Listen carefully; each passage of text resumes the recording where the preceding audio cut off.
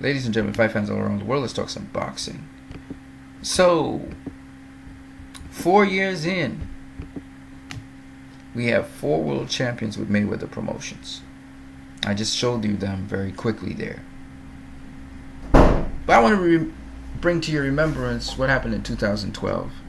2012, they were saying, Badou Jack, all these other guys, Isha Smith and them, they're just jokers. There'll be no world champions with Mayweather Promotions. These guys are soft. They're joke fighters. When Mickey Bay got knocked out, when J. Leon Love got knocked out, Badou Jack, this is what was being said. Remember that? Well, since that time, we have 4 world champions in 4 years. Isha Smith in 2013, Mickey Bay in 2014, Badou Jack in 2015, and Gervonta Davis in 2017. And what's impressive is the opponents that they actually face. Jose Pedraza, the IBF Super Featherweight World Champion, undefeated. Big step up for Gervonta Davis. Badou Jack, he faced Anthony Durrell, a guy who they thought was going to knock him out, undefeated as well. Very, very good super middleweight champion. Then we got Mickey Bay, he faced Miguel Vasquez, very difficult style, long reigning IBF World Lightweight Champion. And Isha Smith facing Cornelius Bundridge and beating him comprehensively, by the way. He got a majority decision. And IBF Super Welterweight Champion. It seems as though the narratives fail, especially when they're filled with hate against Mayweather and Mayweather Promotions. And the facts stand out every single time. This guy seems to be very successful as a promoter as well. And his company, though very young, is doing quite well. Which brings me back to his boxing career very quickly. People say that the detractors, the critics, the haters, say he didn't fight certain fighters. And when he did fight certain fighters, he fought them too late in their careers when they weren't in their primes, or that they weren't the best version of themselves. And let me just show you the facts, okay? 49-0, no, that's Rocky Marciano's record. 26 consecutive championship wins or winning streak, which matches Joe Louis's record.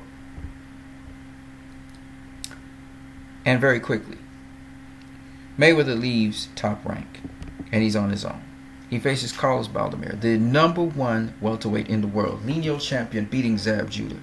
They say, and Baldomir accuses him of ducking Antonio Margarito, saying he's afraid to face Margarito. A style very similar to Carlos Baldomir, guy slightly longer with dimensions, an inside fighter, reminds me of Brandon Rios. Let me ask you this question: Does Brandon Rios beat Floyd Mayweather? Brandon Rios himself says he would get his butt beaten by Floyd Mayweather. Okay, he acknowledges that. Brandon Rios is a beautiful model of Antonio Margarito.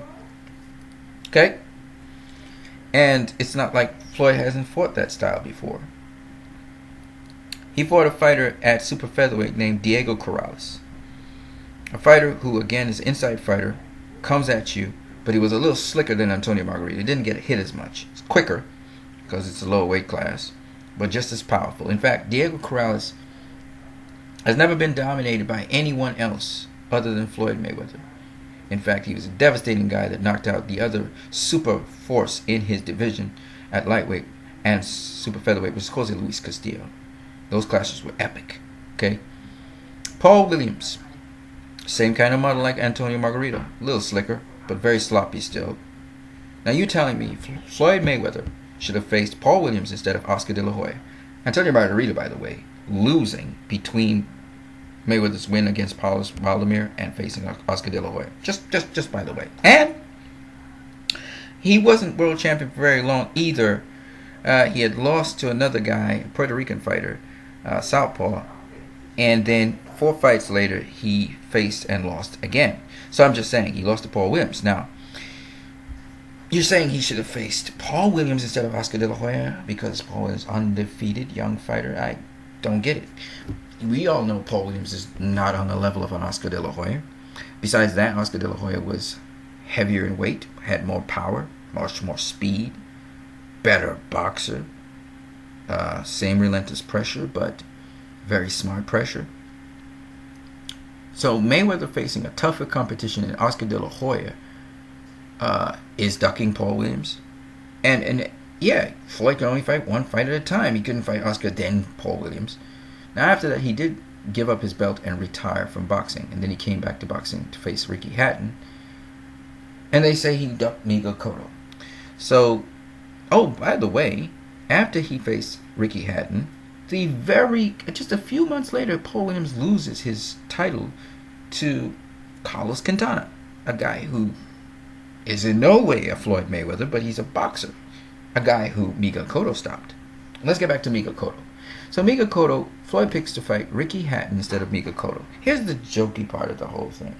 Everybody's saying he's ducking Miguel Cotto to face Ricky Hatton, right?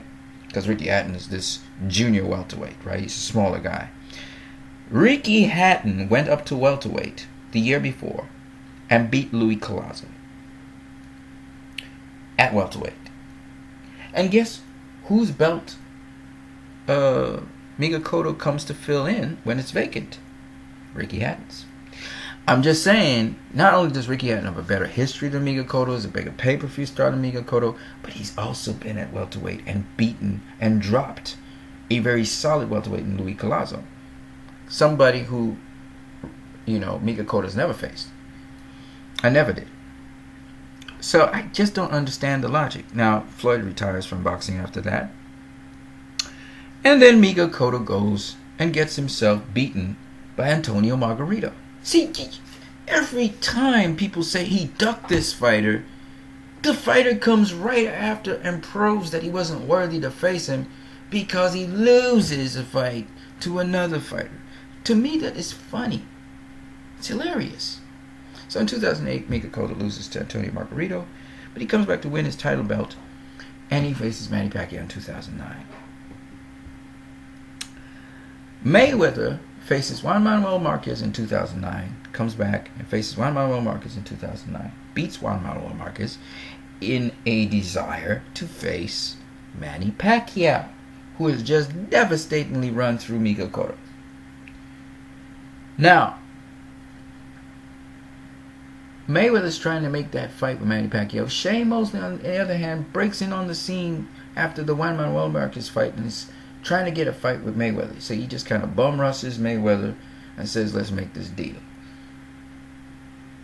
Because Freddie Roach doesn't want to face Shane Mosley after he knocked out Antonio Margarito. Roach don't want no part of Mosley unless he goes to a catchweight.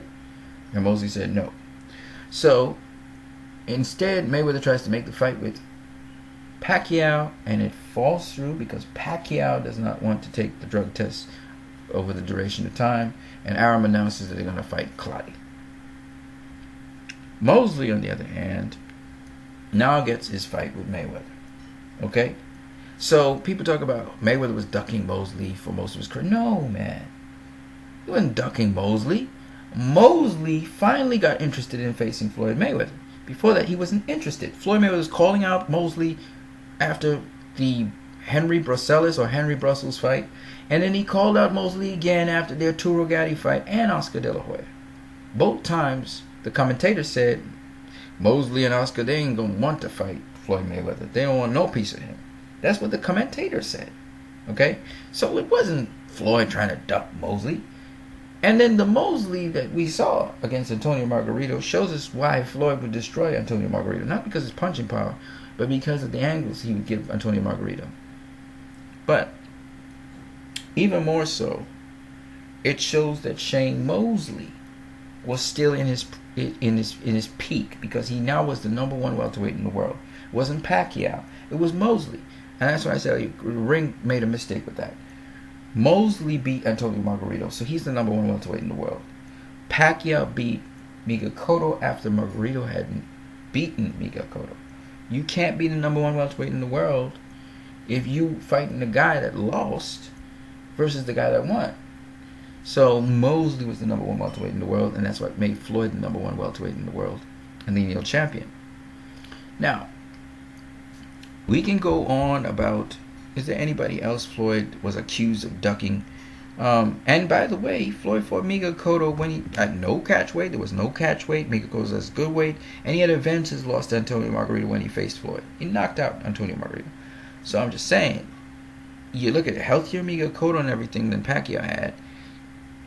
You can't say that Floyd fought Miguel Cotto too late in his career, because Miguel Cotto goes on to become middleweight champion of the world. Okay. Mosley, you could say he fought him at the tail end of his career, his last hurrah, and Mosley showed that he was Mosley. He rocked Floyd early on. The difference was that Floyd was a lot sharper and quicker than Mosley, and Mosley did not know how to respond to that. There are only two other people who have bedazzled Mosley in his career. Vernon Forrest bedazzled Mosley. Mosley just didn't know how to get past Vernon Forrest's reach. The other person is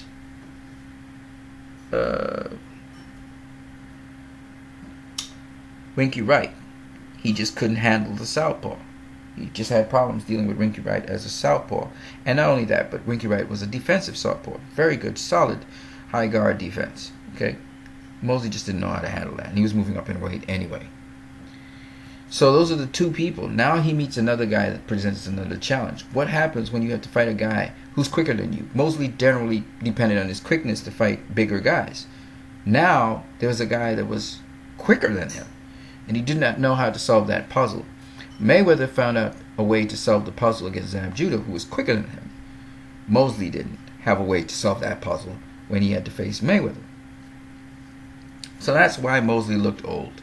And of course, Floyd put a serious beating on Mosley, as did Winky Wright, as did Vernon Forrest. I think Vernon Forrest did the dirty work, though. He really was the one that put the beating on Mosley, start the ball rolling. But these are facts, okay? What I don't like is that Mayweather now comes, and as an all-time great, he's talking down Andre Ward. I find that hypocritical. Same thing with Virgil Hunter. He's talking that he's not a good trainer. Floyd Mayweather must never say these things, man. You basically are trashing. And I don't believe in someone just because talking about facts about the person doesn't mean that I'm all in on them and every word they say they're right. No. Mayweather's wrong about Virgil Hunter being a good trainer. He is a good trainer. And Andre Ward is the next heir apparent in terms of pound for pound great of this time. It's just what it is. I think that when we're talking about facts, the facts always expose a narrative that's not true. Okay? The only person in this latter end of this record here that I can say was never a pound for pound fighter when Floyd faced him was Andre Berto. Everybody else you see here, everybody else was a pound for pound fighter, from Zab Judah all the way up to Manny Pacquiao. Okay, so I just want to separate facts from fiction. You guys are